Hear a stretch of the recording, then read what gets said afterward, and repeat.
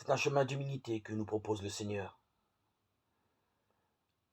Accepter de conformer nos vies à la loi d'amour, tout simplement. Nous interdire de juger quiconque. Nous offrir à l'action de la grâce qui fera de nous les messagers dont le Seigneur a besoin. Ce que je le suis par la grâce de Dieu. 1 Corinthiens 15, 10. Il y a trois personnages immenses de l'histoire du peuple de Dieu. Le premier, Isaïe, dans l'Ancien Testament. Les apôtres Paul et Pierre dans le Nouveau Testament. Les trois pourraient nous raconter leur vocation qui fut un événement fulgurant.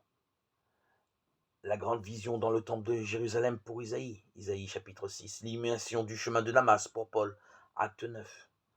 La pêche miraculeuse dans le lac de Tibériade pour Pierre, Luc 5.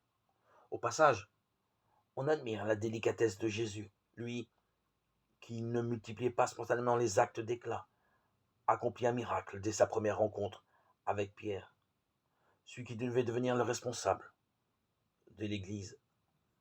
On sait quelle fut leur vie, désormais tout entière consacrée à leur mission de sauveteur en mer.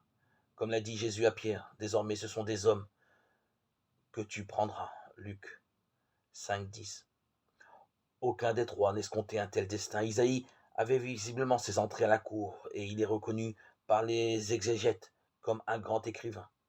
Nous n'en savons pas davantage, mais en tout cas, il n'était pas prêtre. Paul le pharisien était épris de religion, c'est certain, mais farouchement opposé aux disciples de Jésus.